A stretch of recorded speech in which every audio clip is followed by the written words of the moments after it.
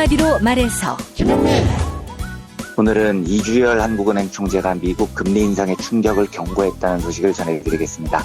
이완배 기자의 경제의 속살. 오늘은 고재종 산문집 사람의 길은 하늘에 닿는다 함께하겠습니다. 정선태 교수의 오늘을 읽는 책.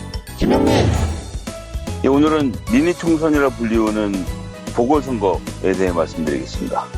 김성애 보좌관의 답정너.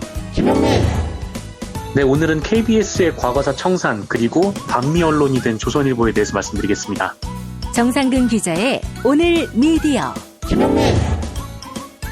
김용민 브리핑. 잠시 후 시작합니다.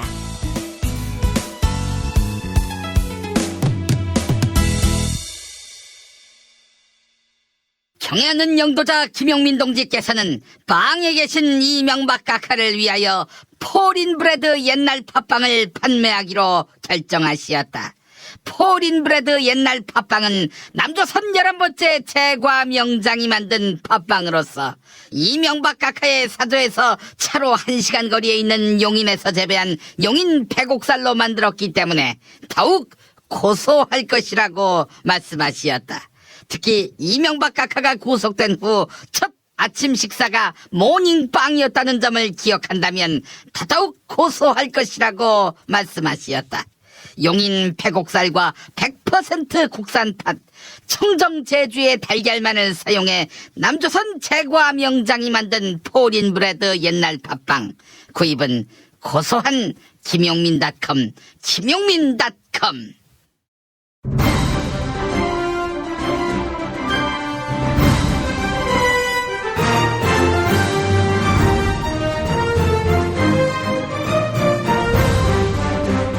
김용민 브리핑.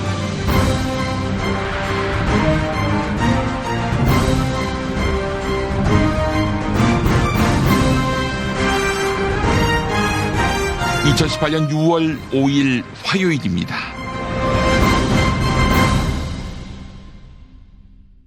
이번 지방선거와 12개 지역 국회의원 재보궐선거, 자유한국당에게는 하루하루가 악몽이 되고 있습니다. 국민에게 철저하게 외면받고 있기 때문입니다.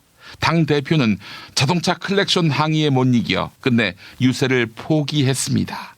후보들은 거리에서 시장에서 유권자들의 날선 시선에 응어리를 쌓아가고 있습니다. 그러나 유권자에게 외면당하면 미래가 없다는 교훈은 정치인이나 정당에게 있어 매우 유익합니다. 진정성 있는 정치를 하지 않을 수 없게 만들거든요. 몇 년 전만 해도 선거에서 연전연패하던 지금의 더불어민주당, 참담한 성적표를 받아들고는 항상 환골탈태를 약속했지요. 선거 끝나기만 하면 항상 환골탈태를 말하니까 누군가는 바꿀 뼈, 바꿀 틀이라도 남아있느냐 이러면서 조롱하기도 했습니다. 자유한국당, 이제는 남 얘기가 아니게 됐습니다. 사실 한국당은 위기 탈출 교본이 있었습니다. 지지율이 낮아지면, 그래서 선거 승리가 위태로워지면 기자들 불러 모아놓고 후보자들이 무릎 꿇고 큰 절을 올리며 사죄합니다. 또 광장에 나가서 도와주십시오. 머리부터 발끝까지 바꾸겠습니다. 이런 글귀가 박힌 피켓을 들고 넙죽 허리 숙여 읍소합니다. 그러다가 이기면 그때 약속은 온데간데 없고 그저 선거 때 지지율 회복하는 요령으로 기억할 뿐입니다. 그동안 늘 그래오지 않았습니까? 2014년 어떤 자유한국당 소속 광역단체장 후보는 대한민국의 딸 박근혜를 지키겠다고 하더니 3년도 안 돼 지키겠다던 박근혜를 겨냥하고는 국민의 마음에서 지워진 지 오래고 민주주의를 지켜나갈 의지도 능력도 없다고 비난하면서 사실상 가장 먼저 새누리당을 탈당했습니다. 유리하면 박근혜 지지, 불리하면 박근혜 안티, 이랬던 것이죠. 하긴 그 사람 지난 2002년 대선 때 노무현 대통령을 두고 아내 때리고 조져야 한다는 노무현을 심판해야 한다 이러더니 최근에는 상생의 가치를 개척한 해안을 높이 평가한다면서 노 대통령에게 찬사를 아끼지 않았습니다. 이들이 입 밖에 내놓은 말들 과연 믿을 수 있을까요? 대선 공약대로 실천하면 그 나라는 망하고 만다. 대선에서 공약 내걸었다고 대선 공약을 액면 그대로 100% 실천해버리면 대한민국 재정은 거덜날 것이고 나라는 망한다. 이렇게 스스럼 없이 말하는 당. 그래서 자기들 공약은 믿지 말아달라는 이런 이야기를 버젓이 하는 당. 자유한국당입니다. 이렇게 모욕과 조롱을 당하면 국민은 무엇으로 답해야 합니까? 심판다운 심판을 제대로 받아본 적이 없던 자유한국당. 그러니 공작과 사술로 늘상 국민을 기만해왔던 것이지요. 이번 지방선거와 국회의원 재보선으로 가혹하게 경종을 울려야 합니다. 그것이 촛불혁명의 실천이며 그것으로 정치 개혁은 진보할 것입니다. 다이어트는 결국 먹는 게 문제다! 문제긴 하지. 매끼 식단 챙기기도 번거롭고 빼도 금세 다시 찌고. 아직도 몰라? 비타샵 다이어트를 해봐. 안 그래도 궁금했는데 어떻게 뺀 거야? 몇 개월 한 거야? 몸에는 안 나빠? 물어 뭐래. 비타샵 가봐. 같이 해. 1522-6648 혹은 비타샵을 검색해주세요. 도보다리 정상회담 시간에 새싹당 콩차를 한 잔씩 드셨다면 얼마나 좋았을까. 평양냉면 후식으로 새싹당 콩차를 먹었으면 얼마나 좋았을까. 대한민국 평화를 응원합니다. 개가 짖어도 열차는 달리듯 살아생전 열차 타고 유럽여행 한번 다녀오고 싶습니다. 그렇게 좋은 시절 올 때까지 건강해야 합니다. 그때까지 함께 합시다.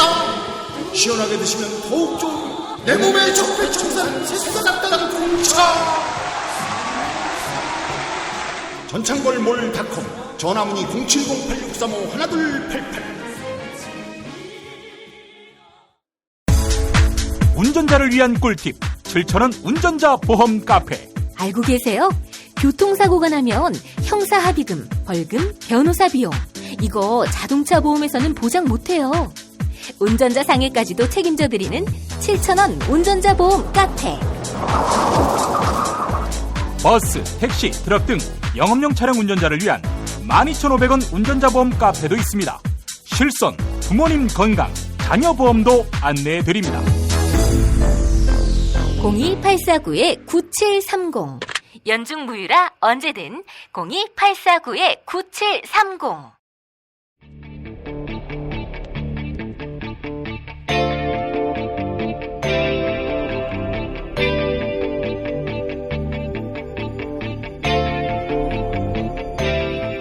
김용민의 뉴스 한장.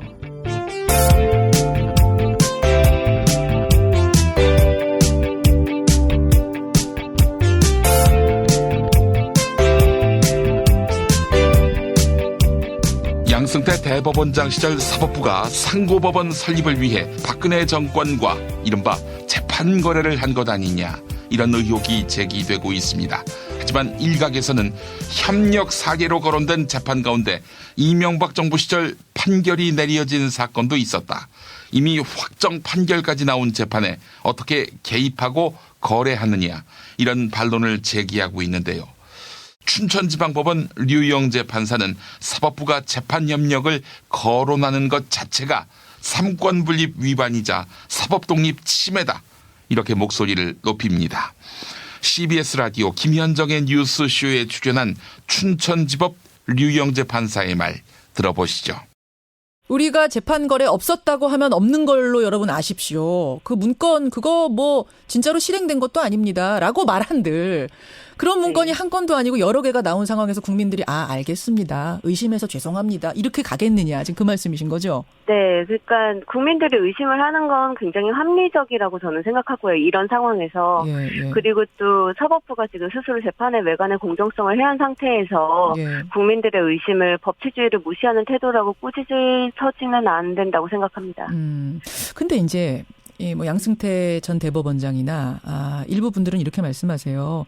법원의 수건 사업이던 상고법원 설치를 추진하기 위해서 이미 기존에 나와 있는 재판 결과 중에 청와대 입맛에 맞는 걸 모아가지고 청와대를 설득하기 위한 거였지. 이걸 흔들면서 재판 이렇게 해줄 테니까 청와대 우리 원하는 거 주세요라고 한 게 아니었다. 그러니까 일종의 립 서비스일 뿐이었다. 이렇게 주장한다면 뭐라고 말씀하세요? 네, 근데 일단 문건들을 보시면 이미 선고된 재판에 대해서 그렇게 말한 것만 있는 게 아니라 진행 중인 사건에 대해서 여러 차례 상고법원과의 협력 또는 압박 수단으로 삼자는 문건이 지금 수회 발견이 됐고요. 진행 중인 것들도 있었고. 네네. 원세훈 재판이나 정교조 사건. 그리고 또 하나는 만에 하나 그런 립 서비스라고 하더라도 사법부가 재판의 무게를 그렇게 가볍게 놓고 이거를 우리가 협력 사례입니다. 이렇게 자랑하면서 지금 우리가 사법부가 청와대에 협력하고 있습니다. 이렇게 립 서비스를 할 수 있는 건지 이거 자체가 상권분립 위반이자 사법독립 침해는 아닌지 그리고 이게 재판의 공정성을 침해한 사안이 아닌가 그렇게 생각을 합니다. 아하. 그러니까 이미 끝난 재판이었다. 그러니까 독립적으로 진행된 재판이었다 할지라도 그 결과를 가지고 예를 들어 KTX 여승무원 같은 경우에 그 결과 때문에 사람이 자살하기까지 했는데 이걸 가지고 청와대 압박수단으로 썼다는 게 재판을 얼마나 가볍게 본 것인가 이 말씀이세요? 네, 그것만으로도 피해자들에게 굉장히 큰 상처를 줬다고 생각하고요. 그리고 또 하나는 그런 식으로 외관의 공정성을 해야 하면은 국민들로서는 의심할 수밖에 없습니다. 그렇기 때문에 그것은 사법부로서는 절대 해서는 안 되는 행위라고 생각을 하고 그걸 립서비스다 이렇게 가볍게 생각할 일은 아닙니다. 조미 정상회담을 앞두고 도널드 트럼프 미국 대통령이 조선과 종전 문제를 논의할 수 있다. 이렇게 공식적으로 밝혔습니다. 이에 따라 남과 북 그리고 미국 3자가 종전선언을 추진하는 방안이 거론되고 있습니다. 다만 중국은 정전협정에 서명한 자신들이 종전선언에서 빠져서는 안 된다는 입장인데요. 정세현 전 통일부 장관은 조선이 중국 측에 양해를 구할 것이다. 이렇게 전망했습니다. TBS 라디오 김호준의 뉴스공장에 출연한 정세현 전 장관 발언 들어보시죠. 그리고 장관님은 그렇게 중국한테 양해를 구해서 남북미의 종전선언이 싱가포르에서 있어야 한다고 보시는 거죠? 그게 더 좋다 우리한테는. 예, 그렇게 해야 이 비핵화가 속도를 날 거예요. 왜냐하면 북한의 비핵화를 촉진시키는 일종의 기폭제로서 종전선언을 쓰려고 하는 것 같아요, 트럼프가. 그러니까 종전선언을 해주고 일종의 종전선언하고 나면 불가침 선언으로 넘어가는 미북 간의 불가침으로 넘어가는 그런 자연스러운 입구인 셈인데 그렇게 해서 북한의 비핵화 속도를 좀 높이고 초기 단계에서 비핵화에 좀 보암직한 어떤 비핵화 행동 이것을 끌어내려고 종전선언 카드를 꺼내던 것 같은데 거기에 지금 중국이 걸려 있어가지고 문제가 좀 있습니다. 그렇군요. 중국을 제외한 나머지 3국의 이해는 대략 일치하는 거죠, 그죠? 빨리 선언하기를 원하는 거죠? 그렇죠. 빨리 해야죠. 특히 우리로서는 북한의 비핵화가 빨리 시작이 돼야만 우리 국민들이 평화롭게 살 수 있다는 생각 때문에 그 판단 때문에 우리는 그쪽으로 가기를 바라는데 그 매듭은 북한이 좀 풀어줘야 됩니다. 알겠습니다. 그리고 북한이 풀어줘야 된다는 건 김정은 위원장이 이 남북미 정상회담을 중국을 빼고서라도 해야겠다는 결단이 있어야 되겠네요. 그런 판단이. 그죠? 바로 그거죠. 바로 그거죠. 네. 그건 어떻게 전망하십니까? 김정은 위원장이 그렇게 판단할 거라고 보십니까? 그렇게 판단되면 이제 문재인 대통령도 가는 거 아니겠습니까? 그렇죠. 네. 그러니까요. 전망을 해 주시죠. 이거 자꾸 이게 할 것 같아요. 할 것 같아요로 결론을 내고. 자, 근데 궁금한 것이요. 그렇게 친서도 갔고, 그리고 고위급, 그러니까 최고위급에서 폼페이오와 김영철 부위원장도 만나서 이틀이나 만나서 얘기를 나눴고, 근데 판문점에 있는 고위급 회담은 지금도 별 이견이 없다면서 짧게 끝나는데, 왜 계속 하는 거죠? 바로 지금 그러니까 비핵화의 시간표 짜느라고 그럴 겁니다. 시간표요? 예. 비핵화의 시간표는 또 미국이 북한한테 해주는 행동 또는 조치와도 좀 연결시켜야 돼요. 그러니까 미국 행동의 시간표, 예. 북한 행동의 비핵화의 시간표, 이게 좀 짝을 맞추는 중인데, 그게 핵심이라기보다는 그 플러스 알파로 중국의 참전 문제도, 참여 문제도, 종전선언 참여 문제도, 조선이와, 그 선김 사이에 밀고 당기는 얘기 중에 하나일 겁니다. 미국은 이게 또 빠지라고 그러고, 북한으로서는 북한이 나서가지고 중국을 빠지라고 얘기가 곤란한데, 이걸 김영철 위원장이 돌아와서, 부위원장이 돌아와서 중국 지도부하고 직접 얘기하지 우리끼리 할 수 없다는 그런 그 얘기가 오고 가지 않았겠는가. 시간도 별로 안 남아서 이제 2, 3일 내가 아니면은 대통령이 움직이는 거라, 그죠? 뭐, 우리 쪽에서 준비는 돼 있다고도 얘기를 하던데. 그거야, 이제, 짐 싸놓고 있다가, 짐 싸놓고. 갈 수 있게 됐다면 떠나면 되는 거고, 여기서 뭐 싱가포르는 멀지 않으니까. 예, 알겠습니다. 그럼 짐은 다 싸두라고. 예. 청와대 메시지를 보내신 걸로. 다 싸놓고 지금 어떻게 될지 몰라서 말을 안 꺼내는 거지, 지금. 준비는 다 됐다고 보시는 거죠? 예. 특별히 우리가 와서 협상을 새로 시작해야 될 일이 없으니까. 김정은 조선 국무위원장의 특사 자격으로 김영철 노동당 대남 담당 부위원장 겸 통일전선부장이 도널드 트럼프 미국 대통령을 만났지요. 김영철 부위원장을 만난 뒤 트럼프 대통령은 우리는 협상의 진척을 이루고 있다, 이렇게 이야기했는데요. 김홍걸 민족화해협력 범국민협의회 대표 상임의장은 조선의 단계적 비핵화에 조선과 미국이 합의한 것 같다. 트럼프 대통령은 1년 안에 평양에 갈 것이다, 이렇게 내다봤습니다. YTN 라디오 이동형의 뉴스 정면 승부에 출연한 김홍걸 의장 발언 들어보시죠. 그러니까 전에는 이 트럼프 측에서 확실한 뭔가를 다 받아내지 않으면 회담하기 어렵다는 식으로 좀 나왔었지만 이제는 북측과 어느 정도 상호 이해, 상호 신뢰가 이루어져 가지고 일단 만나서 선언적인 의미의 비핵화, 종전선언 이런 식으로 보여주고 단계적으로 비핵화를 한다는데 어느 정도 이해가 된 걸로 보입니다. 위원장님 지금까지 트위터나 각종 매체에 나와서 하신 발언들 보면 굉장히 트럼프 전문가 같기도 하고 굉장히 잘 맞추셨어요. 트럼프가 앞으로 어떻게 행동할 것이다. 그리고 미국의 대북 협상에 관해서도 몇 번 얘기를 했었는데 그것도 예측도 들어맞은 것 같은데 지금 트럼프 대통령이 김영철 북한 노동당 부위원장하고 면담하고 나서 나는 이것이 한 번 만남이 될 것이라고 결코 말하지 않았다. 이것은 과정이 될 것이다. 이렇게 얘기했거든요. 이 속내는 무슨 뜻으로 이 말을 한 걸까요? 결국 이제 좀 전에 말씀드린 대로 단계적인 비핵화에 이 합의가 됐다는 얘기고 트럼프식 모델이란 말을 쓰지 않았습니까? 예. 저는 CVID를 신속하게 미국이 원한다 이러는데 트럼프 생각은 다르다 이겁니다. 결국 트럼프 대통령은 이것을 어떤 정치쇼로 생각하고 정치적 효과를 나누어서 해가지고 극대화하겠다. 이번 금년 내에 ICBM 정리해가지고 중간 선거의 효과를 보고 마지막으로 2년 후 대통령 선거 6개월 전쯤 마무리 짓는 그런 모습을 보여가지고 재선에서 최대한 또 그걸 떠먹겠다. 이런 계산이 있는 거죠. 그러면 관련해서 오늘 위원장님 페이스북에도 글을 썼던데요. 비핵화 리얼리티 쇼를 2, 3회 나눠서 진행할 것이다. 그것은 그렇죠. 6월 13일 날 북미회담으로 끝나는 게 아니고 그 다음에 만남이 있을 수 있고 또 종전선언이 또 있을 수 있겠고요.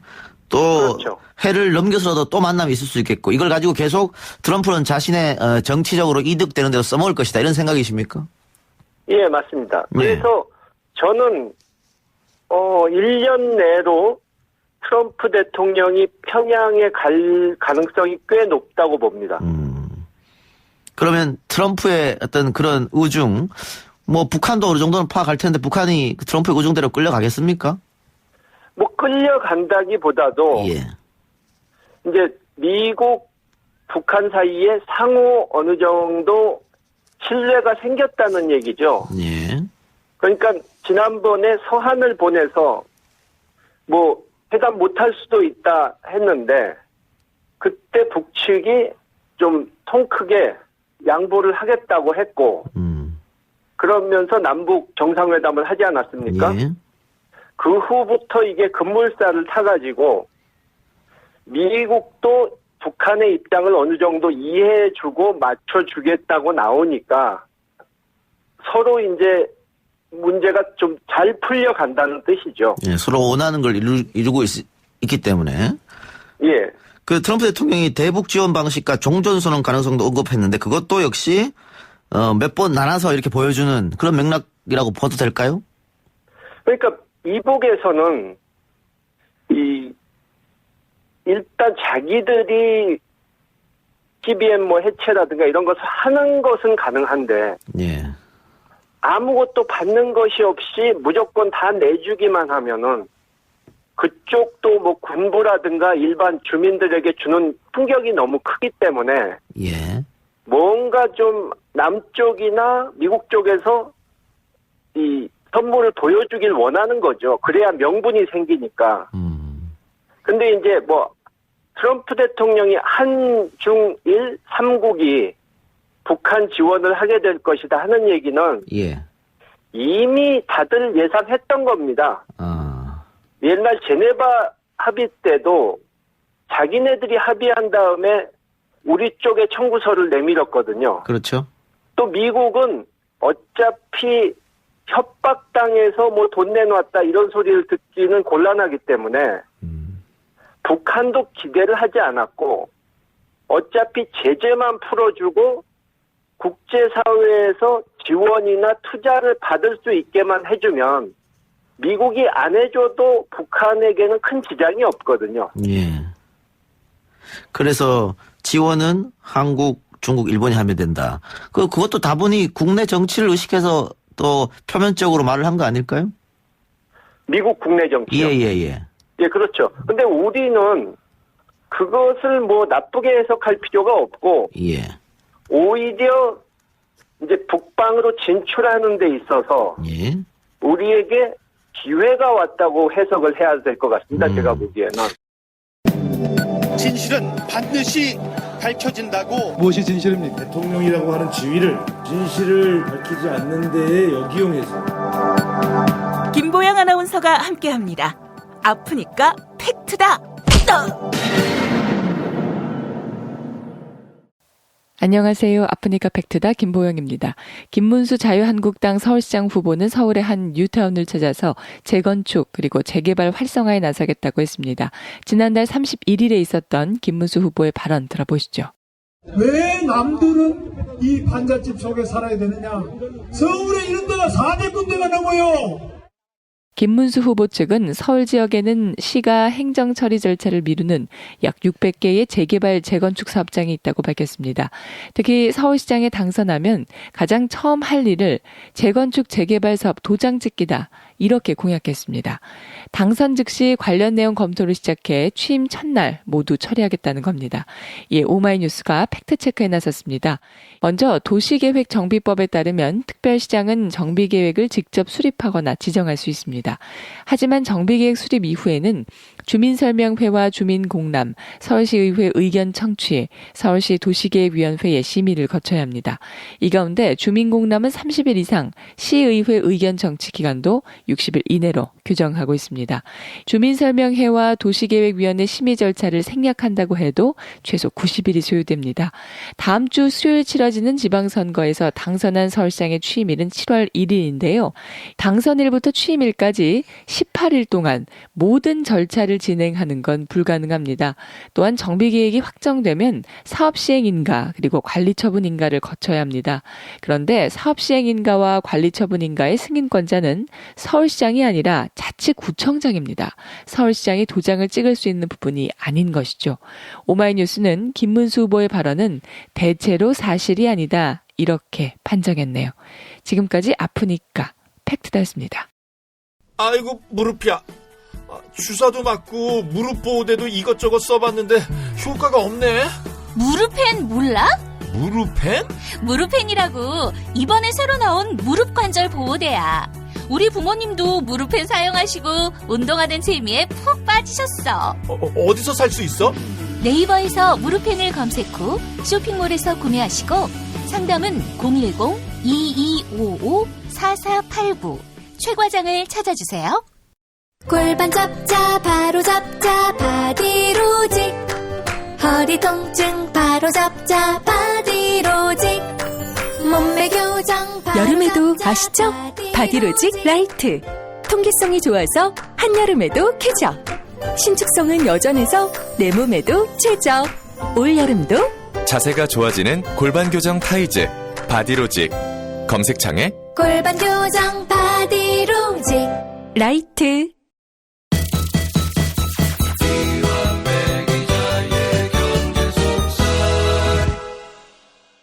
실손보험 40대 남성은 10,000원대, 10살이라면 5,000원대입니다. 이런 보험 보셨습니까? 40세 여성 기준으로 월 2만원 치아보험도 있습니다. 정말 대단하지요. 다음에서 7,000원 운전자 보험 카페 검색하시기 바랍니다. 저 김용민도 가입한 운전자 보험인데요. 운전자 보험도 꼭 가입하셔야 합니다. 유사시 가입 안 한 분들 땅을 칩니다. 다음 카페 7,000원 운전자 보험 카페. 전화번호는 016-360-0689 016-360-0689 또는 02-849-9730 849-9730 밤 9시까지입니다.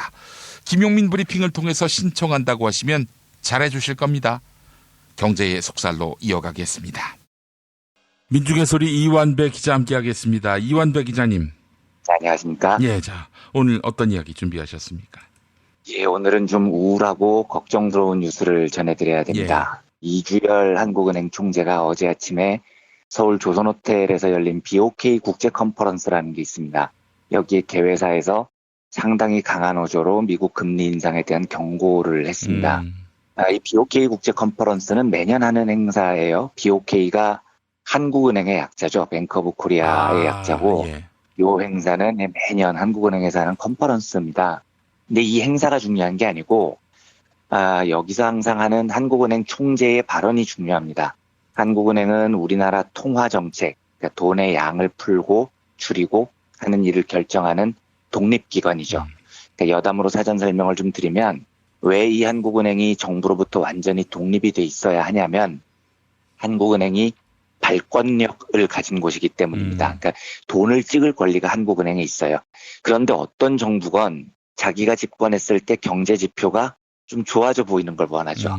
그리고 경제 지표가 좋아져 보이기 위해서는 시중에 돈이 많이 풀리는 게 유리합니다. 일단 돈이 왕창 풀리면 사람들이 그 돈을 쓰게 되니까요. 그러면 이제 여러 지표가 경제가 잘 돌아가는 것처럼 보이게 돼요. 그래서 대부분 정부들은 한국은행이 돈을 많이 찍어서 시중에 많이 풀어주기를 원합니다. 그래서 한국은행이 정부로부터 완전히 독립돼 있어야 되는 겁니다. 독립돼 있지 않고 정부에 귀속돼 있으면 정부가 원하는 대로 계속 돈을 찍어내기만 해야 되거든요. 정부가 그렇게 시켜요, 실제로요. 문제는 그렇게 돈을 찍어서 실제로 경제가 좋아지면 모르겠는데 이건 그냥 마약 같은 겁니다. 잠깐 돈이 풀려서 좋아지는 것처럼 보이다가 다시 망하는 경우가 대부분이죠. 실제로 실물 경제가 나아지지 않은 상태에서 돈만 더 찍어낸 거니까 이러면 물가만 오르고 나중에는 안 좋아지는 경우가 많아요. 더 큰 문제는 이 물가라는 게 돈을 풀어서 한번 오르기 시작하면 굉장히 잡기가 어렵습니다. 인플레이션이 끝없이 이어지는 경우가 많죠. 그리고 한국은행의 임무는 물가를 잡는 겁니다. 한국은행의 목표 자체가 물가를 잡는 기관인 거예요. 그래서 한국은행이 정부에 귀속돼 있으면 물가를 못 잡게 되죠. 정부의 유혹이 한은을 지배하기 때문에 그래서 이제 한은이 정부로부터 완전히 독립이 돼 있어야 되는 겁니다.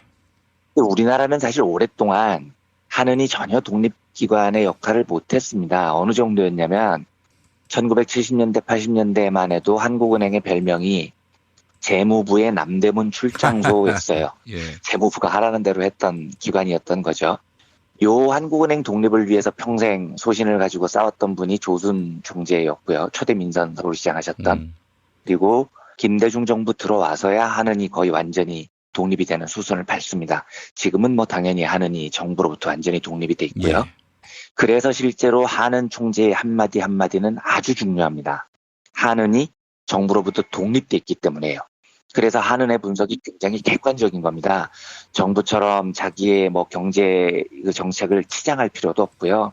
지금 경제 현실을 가장 있는 그대로 전달하는 곳이 한국은행일 가능성이 제일 높아요. 그런데 그 이주열 총재가 어제 굉장히 강력한 어조로 미국 금리 인상에 대해서 경고를 했습니다. 사실 저도 이게 굉장히 찜찜했는데 막상 한은 총재 입에서 무시무시한 경고가 나오니까 등골이 좀 서늘을 하더라고요. 이주열 총재 이야기는 이겁니다. 미국이나 선진국들이 앞다퉈 앞으로 금리를 올릴 텐데 요것 때문에 세계적인 금융불안, 특히 우리나라도 금융불안이 일어날 확률이 매우 높다 이렇게 경고를 합니다. 실제로 미국 연방준비제도 이사회가 12일에 회의를 여는데 요때 기준금리를 또 올릴 거예요. 2.0%가 됩니다. 이건 뭐 이미 예견된 일입니다. 문제는 지금 한국의 기준금리가 1.5%밖에 안 됩니다. 미국 금리가 한국보다 훨씬 높아요. 이러면 돈이라는 건 이자를 많이 주는 대로 몰리는 거니까요. 게다가 국제금융시장에서는 이렇게 봅니다. 세상에서 제일 안전한 투자 나라가 미국이라고 생각을 합니다. 나라가 망할 가능성이 제일 낮거든요. 그래서 금리가 같아도 웬만하면 미국에 먼저 투자를 합니다. 그런데 심지어 미국 금리가 한국보다 더 높아져 버리면 외국 자본으로는 한국에 투자할 이유가 거의 없는 거죠. 안전한 데다가 이자도 많이 주는 미국 쪽으로 돈이 쭉 빨려나갈 겁니다. 우리나라에 투자된 돈들이요. 이러면 한국 금융시장에 일대 혼란이 생길 수 있다라는 게 지금 이주열 총재의 걱정이에요. 이걸 막는 아주 간단한 방법은 우리가 금리를 올리면 됩니다. 미국보다 더 높게요. 그런데 이게 안 된다는 게 이주열 총재의 고민 같아요. 왜냐하면 우리나라 가계부채가 이제 1,500조에 육박하고 있거든요. 이 상태에서 금리를 높여버리면 국민들이 물어야 되는 이자 부담이 어마무시하게 커지죠. 산술적으로만 봐도 1,500조 가계부채 껴안고 있는데 금리가 1년에 1%만 높아지잖아요. 그러면 1년에 15조 원이 은행 이자로 사라지는 겁니다. 15조면 어마무시한 돈이거든요. 이 엄청난 돈이 소비시장에서 놀고 있어야 되는데 은행으로 쭉 빨려 들어간다고 생각을 해보십시오. 끔찍한 겁니다. 그러니까 정부가 아무리 열심히 소득주도 성장해봐야 소용이 없는 거죠. 이런 일 벌어지면요. 어제 이주열 총재가 강한 경고를 한 이유는 우리가 지금 쓸 수 있는 카드가 없는데 이제 진짜 미국이 금리를 한 번 더 올리면 한국보다 훨씬 높아지는 이 현상이 매우 위험해 보였기 때문입니다. 제가 보기에도 위험해요. 그러니까 저보고 많은 분들이 그럼 어떻게 해야 되냐고 물으시는데 저도 잘 모르겠습니다.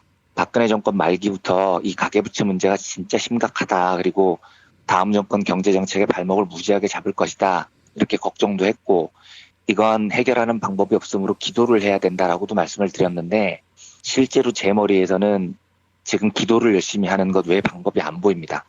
한은도 이것 때문에 답답할 거예요. 해법이 없는 겁니다. 그러니까 빚내서 집사라고 부추겼던 최경환이 싸질러 놓은 똥이 사실은 똥이 아니고 핵폭탄으로 지금 남아 있는 거죠. 이런 이야기는 자주 드렸으니까 이 정도로 정리하고요. 오늘은 다른 이야기 하나만 더 드리겠습니다. 엄청난 가계부채가 지금 우리 경제에 주는 부담을 보면 단기적으로 핵폭탄급 위험인데요. 요 해결책은 좀 차치하더라도 이런 엄청난 고난을 통해서 우리가 뭔가를 배워야 됩니다. 장기적으로 또는 철학적으로 배워야 되는 교훈이 있어요. 이걸 못 배우면 나중에 또 이 개고생을 겪어야 됩니다. 오너십 소사이어티라는 용어가 있습니다. 이 말은 제가 미국과 영국 두 나라가 주도를 해서 신자유주의를 도입하고 조장하고 36년 동안 세계를 불평등한 사회로 몰아붙인 이후에 들었던 제일 처참한 경제 용어 중 하나였습니다. 조지 부시 미국 대통령이 2002년 2월인가 사회보장제도에 대한 연설을 하면서 이 말을 처음 꺼냅니다. 오너십 소사이어티요. 부시의 주장은 이거였습니다. 국가가 국민들의 삶을 보장하고 의료를 책임지고 이럴 거라고 기대하지 마라. 국민들은 국가가 뭘 해주는 걸 기대해야 하는 존재가 아니라 오너십, 주인의식을 가진 존재다. 그러니까 국민은 스스로가 주인이라고 생각하고 스스로 문제를 해결해 나가야 한다. 이런 말을 합니다. 되게 그럴싸해 보이죠, 말은요. 근데 제가 그 연설을 듣고 와, 신자유주의가 진짜 막장의 끝까지 왔구나 하고 절망을 했어요. 오너십 소사이어티, 주인의식, 말은 그럴싸해 보이지만 결국 그 내용은 이제 국민들의 의식주, 먹고 살 길은 국가가 책임져 주지 않는다는 겁니다. 국가는 아무것도 해주지 않을 테니까 오로지 너희들 책임이니 너희들이 알아서 해라, 이런 선언이었거든요. 엄청난 개소리죠.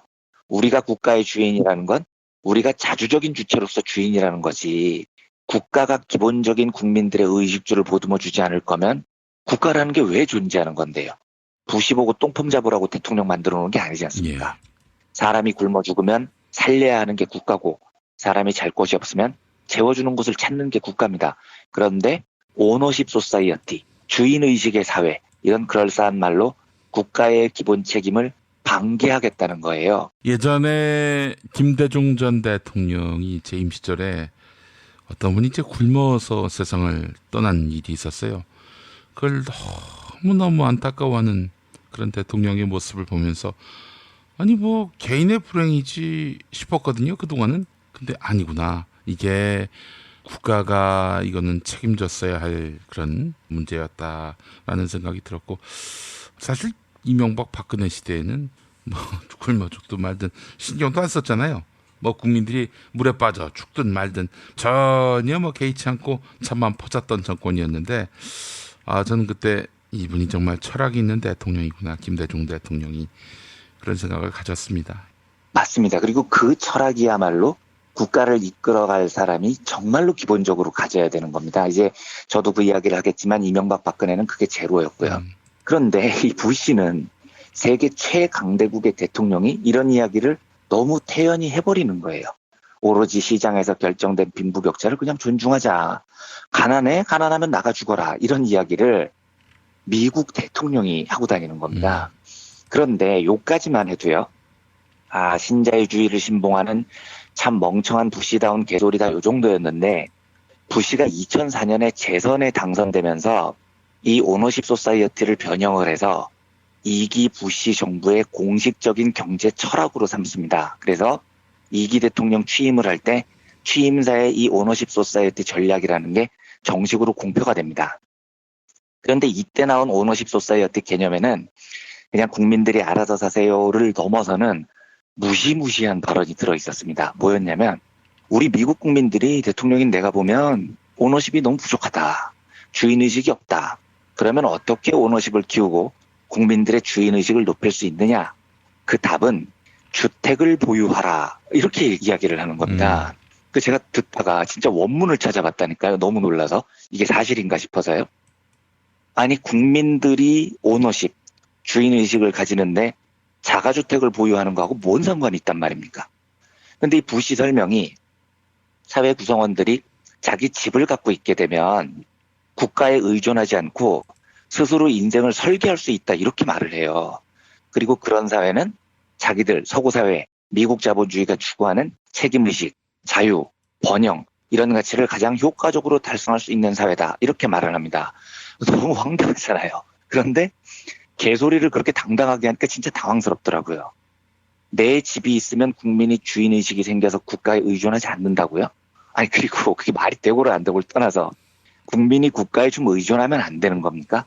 그게 국가의 당연한 책무인데, 부시는 신자유주의라는 철학을 오너십, 주인의식이라는 그럴싸한 말 한 방에 다 녹여서 뒤집어 버렸습니다. 그리고 고작 한다는 말이 주인의식을 가지려면 집을 사세요라고 안내를 하는 겁니다. 이 황당한 발상이 세계 최강대국 대통령 2기 정부의 철학이었다고요. 그럼 그 다음에 무슨 일이 벌어졌겠습니까? 당연히 정부는 저금리 주택대출 무지하게 밀어줍니다. 주택 구입 장려하는 거죠. 이때 미국에서는 국민들이 자기 집 사기 위해서 대출을 받으려고 하면 이자에 대해서 세금을 거의 안 물렸습니다. 그리고 주정부나 지방정부에서는 앞다퉈서 주택 공급 확대에 나섰고요. 토지 이용에 대한 규제도 이때 미국이 다 풀었어요. 그러니까 전형적인 우리나라의 토건 부흥론자들의 정책을 미국이 4년 동안 그대로 따라서 했던 겁니다. 결국 무슨 사태가 벌어집니까? 국민들이 오너십을 가지기는커녕 2008년 그 심각한 글로벌 금융위기, 이른바 서브프라임 모기지 사태로 이어졌던 거죠. 부시 같은 또라이 권력자의 오너십 소사이어티 정책이 온 세계를 금융지옥으로 몰아버렸던 겁니다. 더 무서운 건 이런 정책이 국민들의 정신을 갉아먹는다는 데 있어요. 그러니까 자가를 소유한 사람들은 전 세계적으로 공통된 현상인데 근본적으로 자기 집값 상승에 가장 큰 관심을 가지게 됩니다. 그래서 대부분 이런 계층들은 보수적이 돼요. 왜냐하면 내 집값이 오르려면 다른 사람들도 집을 사겠다고 달려들어야 되고요. 그러려면 월가의 대출이 더 활성화돼야 되고요. 그러려면 월가가 더 잘 될수록 내 집값이 오른다고 믿게 됩니다. 그래서 자기 집 빚내서 산 미국의 민중들 대부분이 월가 자본을 지지하는 황당한 일이 벌어져요. 이게 실제로 부시가 노렸던 거죠. 게다가 이런 정책이 성공을 하면 사람들이 이기적이 됩니다. 내 집값 오르는 게 제일 중요한 거예요. 그리고 오너십 소사이어티라는 부시의 정책을 통해서 확인된 제일 무시무시한 건 이런 현상이 우연히 겹쳐서 벌어진 게 아니고 월가와 부시라는 정치인이 인위적으로 설계를 했다는 데 있습니다. 부시의 오너십 소사이어티는 월가가 만든 보고서에서부터 출발을 한 거거든요. 그러니까 이렇게 이기적이고 자기 집값 오르는데 관심을 쏟도록 국민들을 우민화시키는 정책을 자본이 설계를 했다는 겁니다. 예전에 그런 말을 제가 들었어요. 자유한국당이 한나라당일 때, 그때는 한나라당이 파란색이지 않았습니까? 당을 생직하는 색깔이. 그래서 30평짜리 아파트를 자가로 소유하면 그때부터 피가 파랗게 바뀐다. 맞습니다. 정확한 분석입니다. 실제로 2012년 대선 때 보수와 진보가 풀로 전력을 다해서 한판 붙었던 그 대선 때 사실은 많은 사람들이 의외로 박근혜를 찍었던 이유가 박근혜가 집값을 덜 떨어뜨릴 것 같아서라는 이유였거든요. 그게 보수들이 설계를 하는 기본적인 부동산 정책에 대한 철학 같은 겁니다. 우리나라가 딱 그런 거죠. 최경환이 빚내서 집 사라 이야기를 했을 때 저는 이 부시의 오너십 소사이어티가 바로 연상이 됐습니다. 똑같잖아요. 그리고 최경환이 설계한 대로 세상이 바뀌면 우리가 어떻게 변하게 되냐면 사람은 더 이기적이 되고 오로지 내 집값만 챙기는 파편적 사회가 됩니다. 요즘 그런 거 보십시오. 장애인 시설 하나 드리는데 우리 한국 사회가 보이는 이 병적인 반응이요. 분여회에서 연판장 돌리고 결사 반대합니다는 서명이 돌아요. 집값 떨어진다고요. 이게 부시가 이야기라는 오너십, 국민의 주인의식이라고 부를 수 있는 겁니까? 아니잖아요. 이건 파편화된 사회고 너무나 이기적인 사회고 절대로 집단이나 공존 따위에 대해서는 고민하지 않는 사회, 돈이 모든 걸 지배하는 사회가 되는 겁니다. 이게 재벌이나 지배계급이 원하는 사회인 거죠. 그러니까 최경환이 남긴 건 실제로 가계부채 1,500조 원이라는 거대한 시한폭탄 외에도 한국 사회를 갈기갈기 찢어놓은 이 심리적인 공황을 몰아넣은 큰 또 다른 원죄가 있는 겁니다. 제가 오늘 그래서 꼭 말씀드리고 싶은 건 이런 겁니다. 국가에 대한 국민의 정신, 주인의식, 오너십은요. 돈과 탐욕으로 이루어지지 않습니다. 이거 제가 장담합니다. 부시가 설계를 했건 혹은 최경환이 설계를 했건 그 사회가 돈으로 탐욕으로 기반을 해서 설계가 되잖아요. 망가져가는 모습이 바로 입증이 되는 겁니다. 돈을 기반으로 한 정신은 돈이 배신하는 순간 완전히 무너져 버려요. 이걸 거부할 용기가 있느냐 없느냐가 그 사회의 운명을 결정합니다. 한 사회가 연대와 협동을 기반으로 한 복지국가가 되느냐 아니면 탐욕이 판치는 부시판 오너십 소사이어티가 되느냐 이걸 여기서 갈라진다고 저는 생각을 해요. 최경환이 남기고 간 시한폭탄이 너무나 위험해서 불안하기 짝이 없지만 이 폭탄을 어떻게 해서든지 안고 살면서 우리가 교훈을 배워야 됩니다. 부시 방식의 탐욕을 기반으로 한 오너십 소사이어티를 이제는 절대로 거부해야 된다는 교훈이죠. 부디 저는 우리나라의 역사에 한 번도 다시는 최경환 같이 빚내서 집 사라 이런 정책이 등장하지 않기를 정말로 간절히 바랍니다. 이런 마음으로 오늘 이주열 총재의 경고를 오너십 소사이어티에 함께 살펴봤습니다. 네, 그렇습니다. 확실히 이제 집값에 명운을 거는 시대는 이제 끝내야죠. 사람이 살기 위한 목적의 주택이 돼야지 부를 축적하는 수단으로서 주택이 오용되는 순간 뭐 모두의 불행이 되는 거죠. 그렇습니다. 예, 익히 봐왔던 대로. 예, 알겠습니다. 자, 이완배 기자님 오늘 말씀 잘 들었습니다. 네, 감사합니다. 부모님의 생신 또는 기념일에 아주 특별한 선물을 준비하고 계십니까? 부모님의 소중한 일생을 되돌아볼 수 있는 기억의 책을 선물해보세요. 부모님의 어린 시절부터 젊은 시절 그리고 노년에 이르기까지 그 누구보다 치열하게 살아온 삶의 여정을 한눈에 모아볼 수 있도록 최고 100장까지 들어가는 사진첩과 더불어 기자들이 직접 인터뷰를 통해 작성하는 생애사까지 더해져 오직 부모님만을 주인공으로 하는 세상에 다시 없을 고품격 기억의 책을 10년 노하우로 특별 제작해드립니다. 200페이지 분량 12권에 2부까지 함께 드리는 구성으로 440만 원에 모십니다. 한평생 가족을 위해, 자녀를 위해 헌신해 오신 부모님. 아주 오래 기억에 남을 뜻깊은 선물. 지금 신청해 보시죠. 평범한 사람들의 아주 특별한 기록. 기억의 책 만민보. 문의전화 1877-1419 1877-1419 민중의 소리.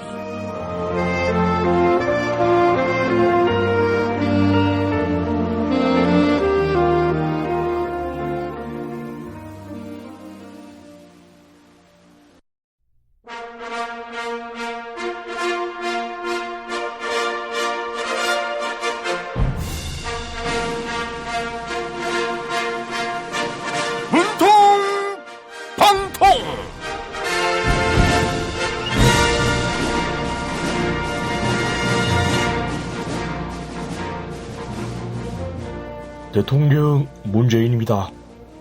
오늘 금요일 저는 사전투표를 할 예정입니다. 많은 분들이 생각하시는 것과 달리 싱가포르 회담과 무관하게 지방선거 투표율을 높이기 위한 차원입니다. 조미 정상회담과 지방선거에 모두의 관심이 집중되고 있는 이때 716번은 자신의 당 수치를 걱정하고 있습니다. 716번 이명박 씨가 보내온 편지 읽어볼게요. 문재인 대통령님, 이명박입니다. 당 수치가 높아 법정에 오래 앉아있기 힘들었습니다. 그러나 제가 치료를 받는다면 특별 대우를 받았다는 여론이 생길 겁니다. 고통스럽긴 하지만 버텨보겠습니다. 교도소에서도 치료를 받으라며 저를 걱정하지만 될 수 있을 때까지 버텨보겠습니다. 아이고, 이명박 씨, 형님인 이상덕 전 의원도 최근 많이 아팠지요? 형제가 건강이 안 좋은 것 같습니다. 그래도 잘 먹고 잘 주무셔야 합니다. 앞으로 사회물은 못 드실 텐데 건강을 유지해야 지인들이 면회라도 가지요. 네, 주변 지인들에게 2년 후에 보자. 이렇게 말해놨다고요. 면회가 아니라 이명박 씨가 나가서 만날 거라고요. 아이고, 누구 맘대로요? 제가 사명권을 행사할 일은 없으니 2년 후에 탈옥을 한다는 말인가요? 경계 강화를 지시해야겠습니다. 범죄를 저지른 전직 대통령이 탈옥까지 한다면 세계적인 망신거리입니다. 네, 구치소에 수감된 뒤 2달 동안 잠을 못 자서 고통스럽다고요? 밥을 안 먹어도 배가 고프지 않다는 걸 이번에 알았다고요? 하하하하. 제가 이명박 씨라고 해도 배가 안 고플 것 같아요. 시사인 주진우 기자가 이명박 씨의 숨은 재산들을 찾아주고 있답니다. 밥을 안 먹어도 배가 부를 것 같아요. 참고로 숨겨진 재산이 얼마나 되는지는 국민들이 대신 계산해 줄 겁니다. 이명박 씨는 수감 생활만 잘하시면 됩니다. 저는 목요일에 다시 찾아올게요. 어렵사리 화장실에 마주하고 보니 왜 학문에 그렇게 힘을 주었나? 힘을 주었다 하면 안 되겠구나, 야. 스르륵 나왔다 해야지. 미궁 장사랑에서 만나보시라요. 한쪽물이나 단체 선물이 필요할 때 이왕이면 우리 편 회사 네피아를 찾아주세요. 인터넷 검색창에 네피아를 치시거나 032-519-4800으로 전화주시면 친절하게 상담해드립니다. 그런데 상품은 뭔가요? 네피아를 가서 고르세요. 3만 가지가 넘는 물품이 있어요.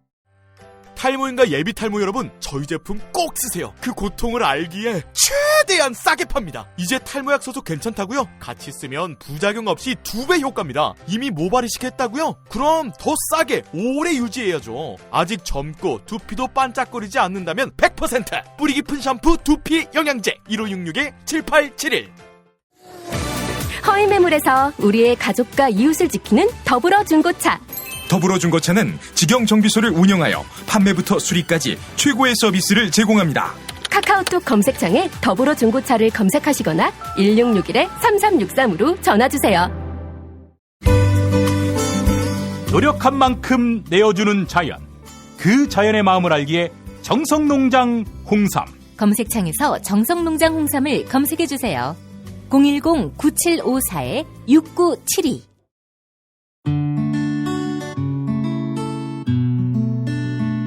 당신과 내가 좋은 나라에서 그 정의로운 나라 그곳에 산다면 난 그냥 좋아서 웃기만 할 거예요. 당신의 뉴스 보좌관 김용민 브리핑. 대한민국 뉴스 브리핑의 선두주자 김용민 브리핑. 계속해서 김보영 아나운서가 오늘의 날씨를 전해드립니다. 날씨를 전해드립니다. 아침 동안 중부지방은 빗방울이 떨어지겠고 남부지방에는 낮까지 비가 내리겠습니다. 예상되는 비의 양 제주도에 최고 40mm, 남부지방은 5에서 20mm입니다. 아침 예상 기온 서울 19도, 대전 19도, 광주 19도, 대구 20도입니다. 낮 기온은 서울 27도, 춘천 28도, 전주 24도, 부산 22도를 나타내겠고요. 미세먼지 농도는 전국에서 보통 단계를 나타낼 전망입니다. 여기는 대한민국 브리핑 1번지 김용민 브리핑입니다.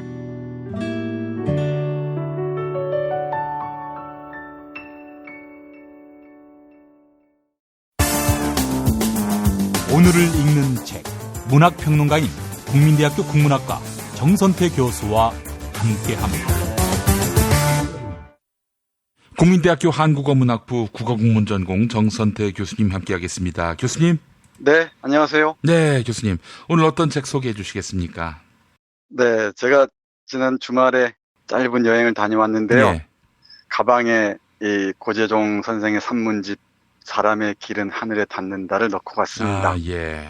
생각하고 책을 챙겼던 건 아닌데 별을 심은, 그러니까 모내기가 끝난 논, 그리고 개망적 꽃이 피어난 이 산길을 보다 보니까 이 책이 딱 어울렸어요. 예. 그래서 고재종 선생의 사람의 길은 하늘에 닿는다에 실려있는 글 중에서 몇 편 여러분께 소개해드리고자 합니다. 고재종 씨는 그분 자체가 농민이시죠? 네, 맞습니다. 고재종 선생님은 시인으로 잘 알려져 있죠. 네. 담양에서 농업고등학교를 나와서 농사를 지으면서 아직도 시골을 지키고 있습니다. 농촌에서 바라본 도시의 세계, 그리고 농촌에서 바라본 우리 근대 사회의 그 병폐들 좋은 글로, 좋은 시로 잘 표현해온 시인입니다. 고재종 선생의 작품은 시가 있는 금요일에 소개해드려야 적절한데 시도 좋지만 산문도 그에 못지않게 좋습니다. 교수님, 그 시와 산문의 차이가 무엇인지도 한번 초등학교 때 배운 분들이 있겠지만 다 잊었을 것 같아요. 네, 맞습니다. 시는 형식적으로 보면은 음악적인 언어로 짤막하게 표현하는 방식의 글쓰기를 할 수 있을 것 같고요. 산문은 좀 설명이 많죠. 설명과 설득을 중심으로 한 글쓰기라고 하시면 될 것 같습니다. 예. 그런데 시인들의 산문을 보면은 뭐 시와 산문의 경계가 무색할 정도로 리듬을 타면서 글이 진행됩니다. 훨씬 그 시보다 더 깊이 있는 구절들을 만날 때가 많아요. 예. 고재종 선생 시 중에 대표적인 게 첫사랑인데요. 이걸로 운을 떼고 산문으로 들어가 보겠습니다. 첫사랑입니다. 흔들리는 나뭇가지에 꽃 한 번 피우려고 눈은 얼마나 많은 도전을 멈추지 않았으랴. 싸그락싸그락 두드려 보았겠지. 난분분 춤추었겠지. 미끄러지고 미끄러지길 수백 번. 바람 한 자락 불면 휙 날아갈 사랑을 위하여 햇솜 같은 마음을 다 퍼부어준 다음에야 마침내 피워낸 저 황홀 보아라. 봄이면 가지는 그 한 번 된 자리에 세상에서 가장 아름다운 상처를 터뜨린다. 네, 이런 첫사랑입니다. 긴 겨울을 지나고 꽃을 피우는 이 나무 보면서 이런 시를 썼던 것 같습니다.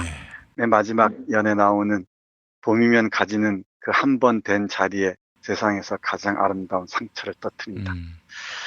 이 부분이 긴 여운으로 다가오네요. 이 산문집에는 봄, 여름, 가을, 겨울을 거치면서 농촌에서 보았던 여러 가지 생명체들과 함께 그 상념들을 펼쳐 보이고 있습니다. 그 중에 하나, 소쩍새 우는 사연 중에서 일부 읽어보겠습니다. 피울 김필이 자운형꽃 아십니까? 자운형꽃 잘 모르시죠? 몰라도 괜찮습니다. 아는 게 이상합니다.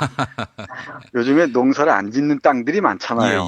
인건비도 안 나오고 그러니까 묵정론들이 많은데. 그래서 그거를 갖고 말이죠.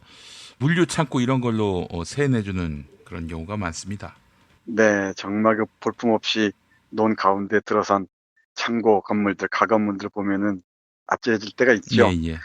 이 소쩍새가 막 울 때입니다, 지금이. 그리고 자운형꽃도 막 피어날 때고요. 묵정지에 피어난 자운형꽃을 보면서 시인은 이런 상념을 펼쳐 보입니다. 읽어보겠습니다.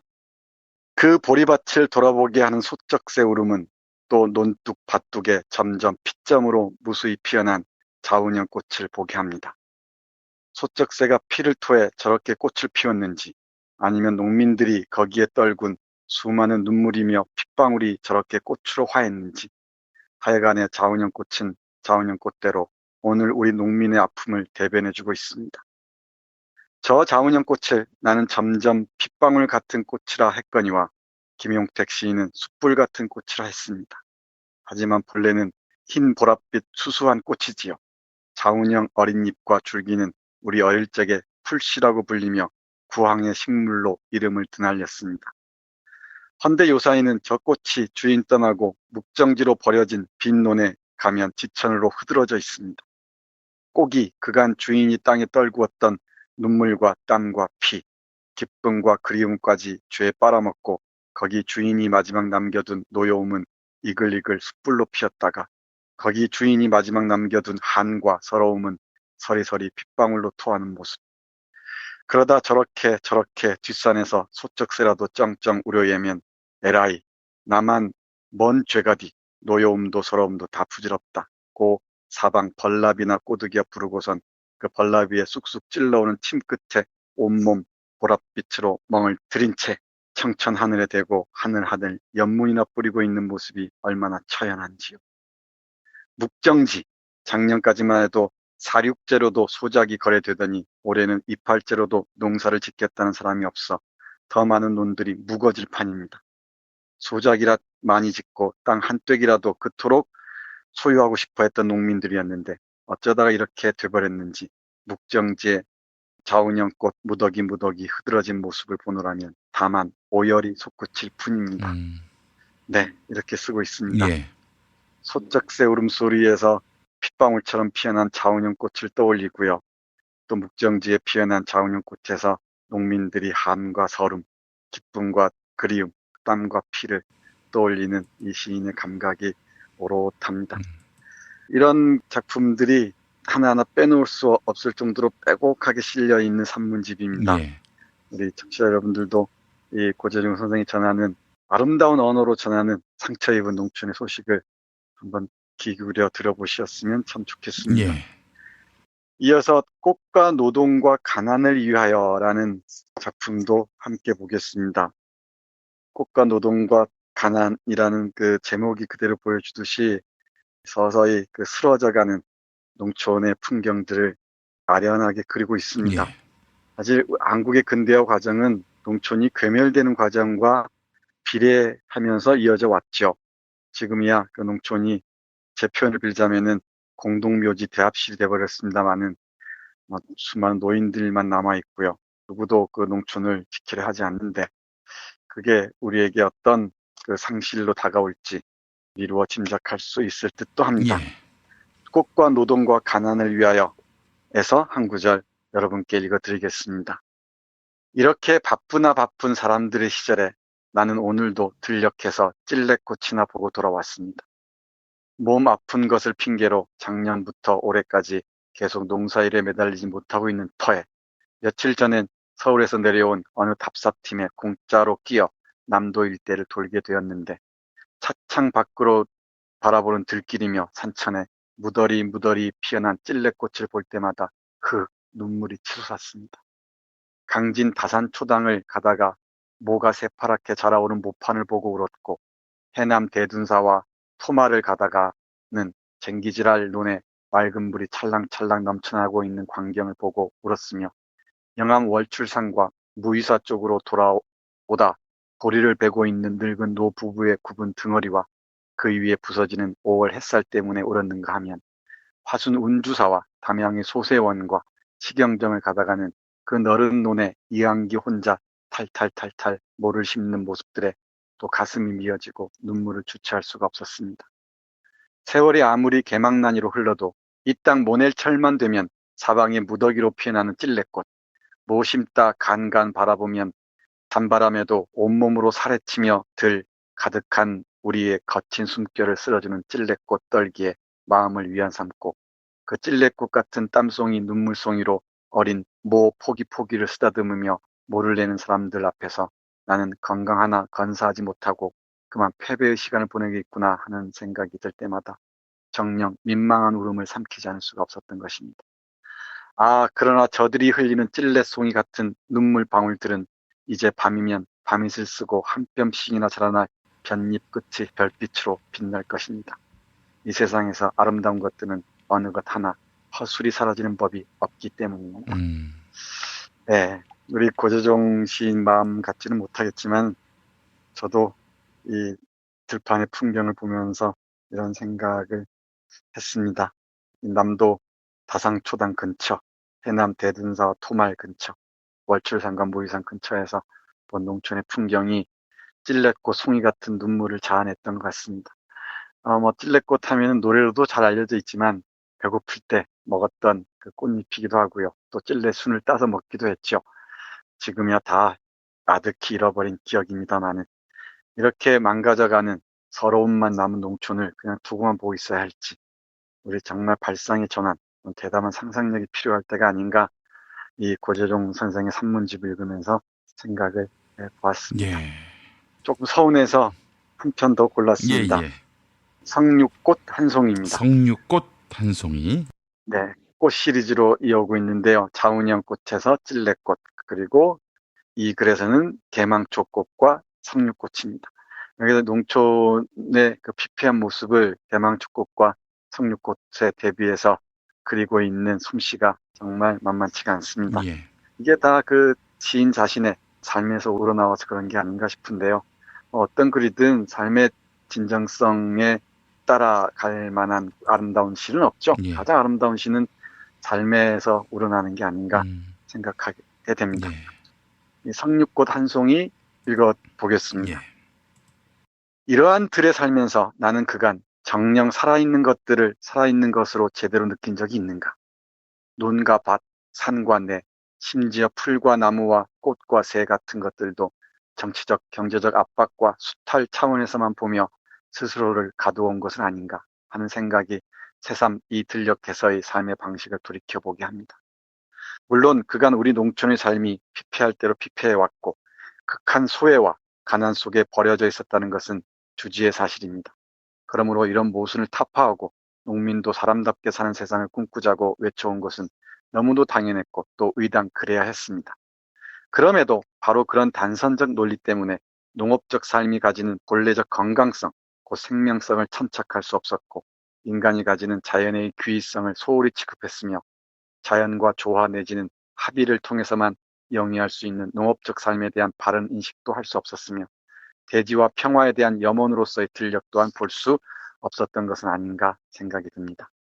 자연과 생명, 대지와 평화, 그리고 농업적인 삶, 이는 인간의 원초적 삶과 정신의 모습이며 인간이 무수히 꿈꿔온 삶의 이상형이기도 합니다. 물론 정치적, 경제적으로 일그러지지 않고 포악한 문명에 훼손되지 않은 농촌을 전제하고 말입니다. 특히나 오늘날처럼 도시의 문명적 삶이 메마르고 타락한 형태를 띠는 한 그 도시 현실에 대한 환멸감 때문에 나아가서는 바로 그런 현실 속에서 자신의 잃어버린 본성과 존재의 고향을 되찾고 싶어하는 인간적 욕망 때문에 많은 사람들이 아직도 단순성, 소박성, 생명성, 평화의지, 순수함, 자연스러움 따위의 이미지로 되살아오는 농촌 생활과 농업적 삶을 그리워합니다. 그렇다면 바로 그런 죽음의 문명 속의 도시인을 위해서라도 오늘의 농촌은 경제주의로 따질 것이 아니라 생명과 평화 정신을 생산해내는 참 고향으로서 재조명되어야 합니다. 지금까지 농촌은 경제지생주의자들이 내세운 부단한 성장 논리 탓에 생명의 자연, 평화의 대지, 존재의 고향으로서는 얘기되지 않고 소득과 소비의 경쟁적 산업사회의 저발전 지대로만 치부되어 끝없이 소외되어 왔으니 이제라도 우리의 편향된 의식을 바꿔야 한다는 것입니다. 네, 이렇게 농촌이 처해 있는 상황을 진단하면서 농촌이 가지고 있는 농업이 지닌 화폐로 환산할 수 없는 가치를 이렇게 적고 있습니다. 예. 뭐 한때는 모든 걸 돈으로 환산하는 데 급급했던 정권에서는 쌀 외국에 사 먹으면 되지라고 얘기했었죠. 예. 근데 생태뿐만 아니고 인간의 정서적 가치를 고려해 보아도 농촌이 지니고 있는 의미는 각별하지 않을까 싶습니다.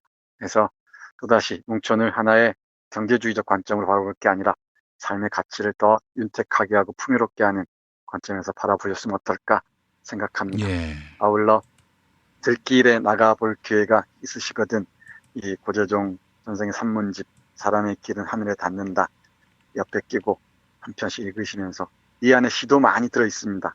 읽으시면서 오늘의 농촌 생각 그리고 내가 잃어버린 것에 다시 한번 찬찬히 생각해 보셨으면 좋겠습니다.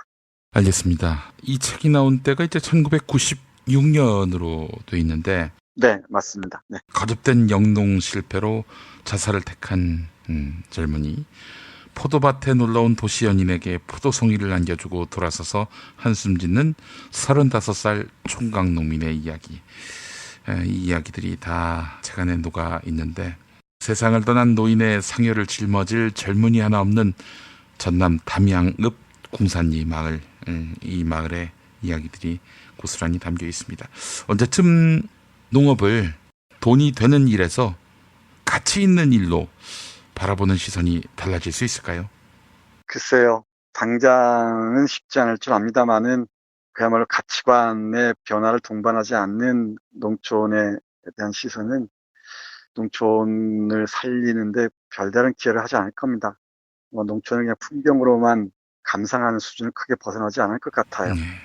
예전에는 할 일 없으면 농사나 짓지 이랬는데 요즘은 그 말을 싹 가린다고 하죠. 농사 짓는 게 얼마나 어려운지 다 잘 아니까. 그럼에도 뜻있는 젊은 사람들이 귀농을 넘어서 농촌의 삶이 지닌 가치를 발견하는 노력들도 있다고들 합니다. 제 주위에도 없지는 않고요. 그런 게 아주 한국 사회의 캠페인 차원에서 확산되기를 저는 바랄 따름입니다. 그러기 위해서는 어떤 게 옳고 그른지 좀 깊이 있게 우리가 생각할 필요가 있겠죠. 알겠습니다. 자, 오늘도 정선태 교수님과 함께했습니다. 교수님 말씀 잘 들었습니다. 네, 고맙습니다.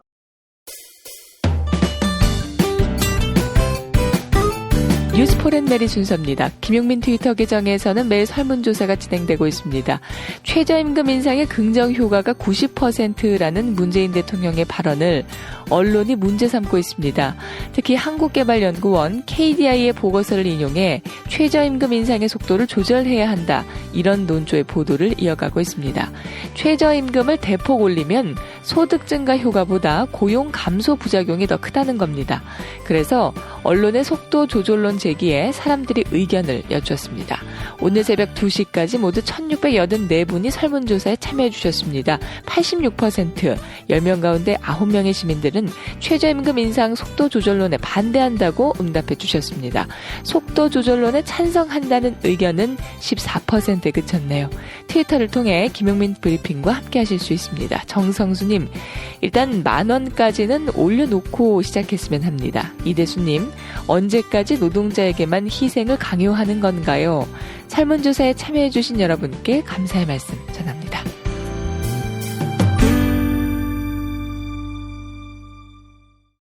탄핵 때문에 뭐 이야기를 전달을 하려고 해도 길을 막고 듣질 않아요.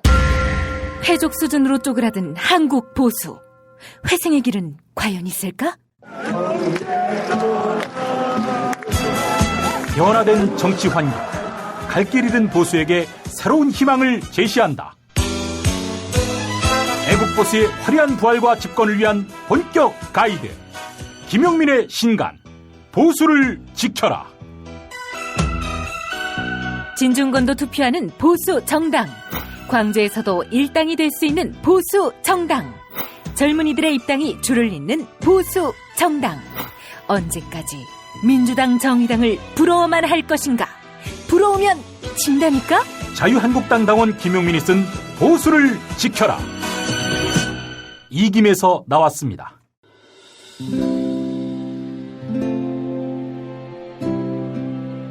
그러니까 목사님은 우리 남북 관계에 있어서도 큰 정기를 마련해 주셨습니다. 늦봄 문익환 목사 탄생 100주년. 민주화와 통일운동을 위해 11년 4개월간 옥고를 마다하지 않은 행동하는 양심. 오늘 우리가 누리고 있는 이 민주주의 또 문익환 목사님 덕분이 아주 큽니다. 그가 24년 동안 살았던 서울 강북구 인수봉로 통일의 집이 6월 1일 문익환 통일의 집 박물관으로 거듭납니다. 사람들이 이렇게 항상 북적북적 이렇게 했던 공간이라 아버지한테만 아니라 우리 모두들한테 굉장히 큰 의미가 있는 통일의 역사를 기억하며 통일의 길을 모색하는 문익환 통일의 집 박물관 기념사업 추진위원으로 함께해 주시겠습니까? 이건 단지 어떤 유가족들의 유산이 아니라 우리 시대가 가지고 있는 유산이기 때문에 자세한 안내는 포털 사이트에서 문익환 통일의 집을 입력해 주세요.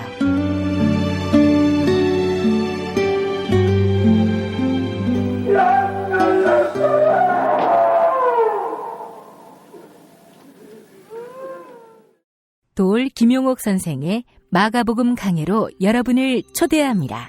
이 마가복음이라는 게 대단히 중요합니다. 왜냐하면 복음서의 원형이기 때문에. 원형. 매주 일요일 아침 11시 서울 서대문구 충정로 20 서울 지하철 충정로역 9번 출구 앞에 있는 벙커원에서 도울과 만나세요. 율법을 믿으시겠다고? 신약이 율법의 완성이라고? 얼어빠져. 그따위 기독교 내 입 앞에서 제발 입도 뻥끗 터지지 말아요. 그런 소리들은. 벙커원 교회 일요일 예배를 겸하는 이 자리. 도울이 진리와 생명이었던 예수를 원형 그대로 복원합니다. 그 십자가를 과감하게 걸머지고 돌아가신 예수를 말하지 아니하고 믿으면 너는 금방 축복받을 일만 남았다. 이게 한국 목사들 99%의 거짓말 설교예요. 도울의 마가복음 설교는 따로 녹화 녹음되지 않으며 현장에서만 만나실 수 있습니다. 뉴스트기 능력평가 정답 맞히신 분들입니다. 어제 문제는 영화 버닝에서 해미 역을 연기한 배우가 누구인지 맞히는 거였죠. 정답은 배우 전종서 씨입니다. 정답자 판다라68님. 증세 없이 복지만 바란다는 건 불가능합니다. 증세에 대한 마음의 준비 해야겠습니다. 다음 정답자 푸시언맨님. 허허그 양반님, 조선일보, 폐간시킬 방법 없을까요? 클로징 사연 당첨자 ISI님입니다. 게시판에 이메일 적어주시면 올인원 향수 비누 헤이브로 올인원 파워바를 보내드립니다. 최경영 뉴스타파 기자의 페이스북 글을 소개합니다. 참 낭만적인 나라야. 최저임금 인상은 최대한 억제하고 직장인들 주 50시간 일하게 한다면 망할까봐 두려워하는데 선진국은 오후 4시에 퇴근하고 저녁 메인 뉴스가 5시, 6시에 나온다고 왜들 그렇게 부러워는 하는 건지, 평생 정원이는 아름다운 전원주택에서 저녁이 있는 삶을 꿈만 꾸다가 쥐가 쥐꼬리를 물어라고 쥐처럼 몰려다니며 20평 아파트 모기지론을 갚기 위해 전진하는, 그게 오로지 자신들 상상 속의 유일한 팩트인 뷰티풀 컨트리. 네, 최저임금 인상, 주 50시간 근무.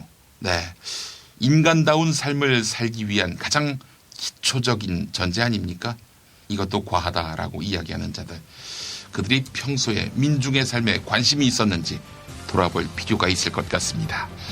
2018년 6월 5일 화요일 김용민 브리핑 1부 여기까지입니다. 2부도 많이 들어주시기 바랍니다.